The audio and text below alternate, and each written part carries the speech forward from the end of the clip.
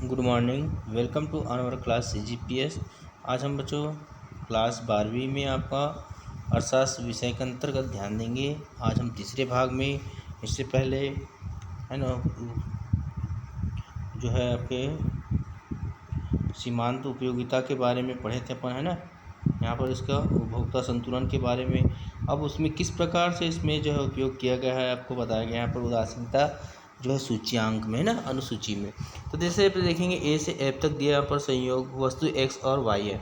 तो जैसे हम पहले वस्तु जो है वो करते हैं तो उसमें हमको 20 के बराबर प्राप्त होता है, दूसरे वस्तु में 15, तीसरे में 11, चौथे में 8, फिर 5 में 6 और 6 में 5 में कमी आ जाता है। तो इस प्रकार हमने उदासीनता वक्र सूची देखी यहाँ पर बच्चों। यहाँ पर अब हम तो देखते हैं इसी का उदासीनता में। उदासीनता अनुसूची में उपभोक्ता के 6 विभिन्न संयोगों को दिखाया गया है जिनके माध्य उपभोक्ता उदासीन है, चाहे उपभोक्ता संयोग ए को चुने या किसी अन्य ए, बी, सी, डी तथा एफ सभी को संयोग उससे समान संतुष्टि प्रदान करते हैं।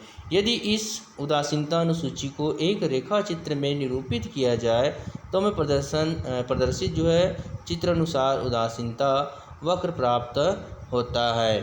तो देखते हैं यहाँ पर चित्र में IC उदासीनता वक्र में आपको बताया गया है, यह वस्तु जो है x और y के ऐसे विभिन्न संयोगों का बिंदु पथ है जो उपभोक्ता को समान संतुष्टि देता है। अनुसूची में उपभोक्ता के पास x वस्तु की 1 इकाई तथा y वस्तु की 20 इकाई उपलब्ध होता है, एक में 20।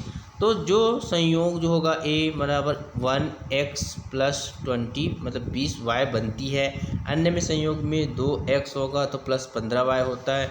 संयोग 3 में देखेंगे C में 3x + 11y होगा। संयोग जो है D में जो है 4 रहेगा प्लस 8y रहेगा। और संयोग में E में देखेंगे 5x + 6y एवं संयोग F में 6x + 5y उपभोक्ता को प्रथम संयोग A के संतुष्टि जो है समान संतुष्टि देती है। ऐसी स्थिति में उपभोक्ता इन जो है संयोगों के प्रति तटस्थ या उदासीन है। उदासीनता वक्र संतुष्टि के एक निश्चित स्तर को बताती है। संतुष्टि में परिवर्तन उदासीनता वक्र की स्थिति में परिवर्तन करता है। संतुष्टि स्तर जो होता है में परिवर्तन होने पर उदासीनता रेखा अपनी स्थिति से बाएं एवं दाएं स्थानांतरण होती है। विभिन्न जो है संतुष्टि स्तरों के सूचकांक विभिन्न उदासीनता वक्रों से मिलकर उदासीनता मानचित्र बनाता है। अब देखेंगे यहाँ पर जो है रेखा चित्र में 4 उदासीनता वक्र दिया है, IC1, IC2, IC3 एवं IC4 दिखाए गए हैं। और IC4 उच्चतम उदासीनता वक्र है जो अधिकतम संतुष्टि को प्राप्त करता है या प्राप्त हो बताता है। तथा 1 जो है IC1 जो इसको UT क्षमता बोलते हैं उदासीनता वक्र में, जो निम्न जो है 1 जो है न्यूनतम संतुष्टि स्तर को संतुष्ट करता है, मतलब सबसे पहले कम संतुष्टि होता है उसमें, ना।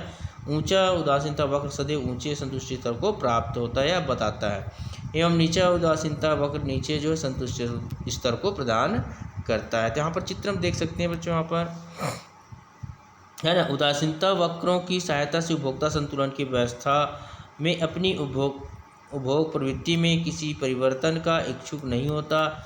एक उपभोक्ता संतुलन की अवस्था में तब होता है जबकि वह अपनी सीमित आय की सहायता से उपभोक्ता की वस्तुएं खरीदकर उनसे अधिकतम संतुष्टि प्राप्त करता है। उपभोक्ता के संतुलन को उपभोक्ता की आय और वस्तुओं की कीमतें प्रभावित करता है, जो संतुलन इसमें। तो उदासीनता वक्र विश्लेषण में उपभोक्ता के संतुलन की स्थिति कुछ मान्यताओं पर आधारित जो इस प्रकार दिया गया। पहला, उपभोक्ता का उदासीनता मानचित्र होता है। इसमें विभिन्न आय स्तरों पर उपभोक्ता को प्राप्त होने वाला तथा विभिन्न संतुष्टि स्तरों को दिखाने वाले अनेक उदासीनता वक्र होते हैं। दूसरा देखेंगे, उपभोक्ता के पास व्यय करने के लिए एक निश्चित आय होता है वहाँ पर, जिसमें कोई परिवर्तन तो नहीं होता है। यहाँ पर देखेंगे जितना वस्तु को उपभोग उतना करना है आपको, है ना। तीसरा, उपभोक्ता 2 वस्तु x y का उपभोग करता है, दोनों वस्तु को, है ना। चौथा है वस्तु x और वस्तु y की कीमतें स्थिर होती है, दोनों बराबर, और उसमें कोई परिवर्तन नहीं होता है। उपभोक्ता को इन कीमतों का ज्ञान होता है। और पांचवा, y वस्तु जो है x और y समान रूप या समरूप है और विभाज्य है मतलब भाज्य नहीं है, ताकि इन वस्तुओं से विभिन्न संयोग बनाया जा सके। छठवां, उपभोक्ता की समय विशेष में रुचि आदत स्थिर होती है, मतलब जो उनका इकाई है बराबर रहती है, ताकि उदासीनता जो है मानचित्र में एक वरीयता क्रमांक को दिखाया जा सके, मतलब चेंज नहीं होना चाहिए, बदलना नहीं चाहिए। सातवां, उपभोक्ता जो है विवेकशील प्राणी है। विवेकशीलता से प्राय यह है कि उपभोक्ता अपने संतुष्टि स्तर को अधिकतम करना चाहता है। इस प्रकार उदासीनता वक्र विश्लेषण में उपभोक्ता उच्चतम उदासीनता वक्र पर पहुंचकर अधिकतम संतुष्टि प्राप्त करने का प्रयास करता है। आठवां देखेंगे, बाजार में पूर्ण प्रतियोगिता होती है ना। इस प्रकार हमने देखिए उदासीनता वक्र है बच्चों आपका।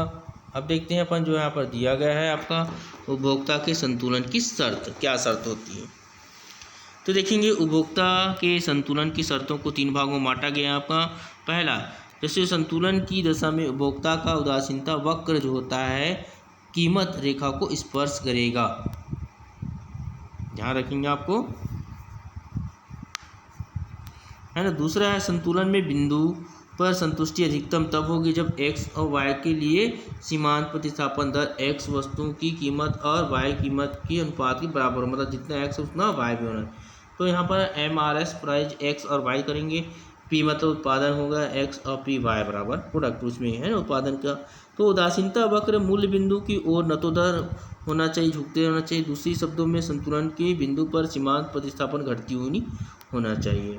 अगला देखेंगे बच्चों, यहाँ पर शर्तों की व्याख्या करते हैं अपन। यहाँ पर प्रस्तुत चित्र में उदासीनता मानचित्र जो है प्रस्तुत किया गया, जिसमें कीमत रेखा RS है, उदासीनता वक्र IC1 बोलते हैं, IC2 जो बताया गया उदासीनता वक्र IC3 IC4 विभिन्न संयोग को प्रदर्शित करता है। कीमत रेखा RS वस्तुओं के विभिन्न संयोगों को प्रकट करती है, जो कि उपभोक्ता अपनी दी हुई मौद्रिक आय दोनों वस्तु को दी गई कीमतों पर क्रय कर सकता है। उपभोक्ता की उपभोग सीमा रेखा RS है, प्राइस उसका, क्योंकि इस रेखा के बाहर कोई भी उदासीनता वक्र उसके उपभोग क्षेत्र के बाहर है।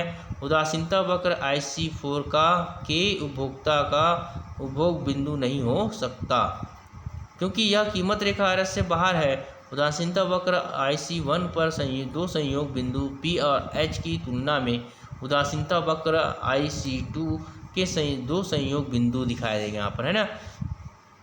और जो है उदासीनता वक्र IC2 के दो संयोग बिंदु Q तथा T उपभोक्ता को अधिकतम संतुष्ट देगा, क्योंकि IC2 पहले वक्र और IC1 की तुलना में ऊंचे स्तर संतुष्टि स्तर को प्राप्त होता है।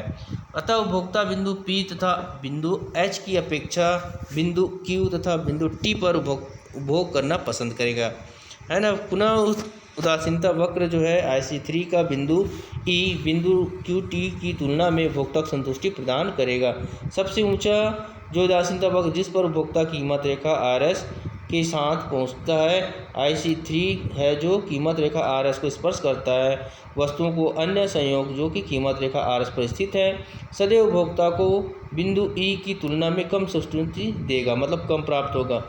कोई भी वक्र जो है कीमत रेखा को केवल एक बिंदु पर ही स्पर्श कर सकता है, अतः बिंदु E की अंतिम उपभोग जो है बिंदु है जहाँ कीमत रेखा RS उदासीनता वक्र IC को स्पर्श करेगी।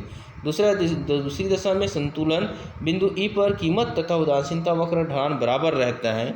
उदासीनता वक्र का ढलान बिंदु जो है E पर XY के लिए सीमांत प्रतिस्थापन दर के बराबर होता है। कीमत रेखा का ढलान कम इस प्रकार से प्राप्त कर सकते हैं। देखिए कीमत रेखा ढाल जो बताया गया है टेंस जो है टेन बोलते हैं, टेन कॉस्ट कोण जो बोलता है RX बराबर 10 180 बराबर RS का कोण, इसका मान ज्ञात रखेंगे। इस प्रकार इसको गुना करके आप निकालना है बच्चों, है ना।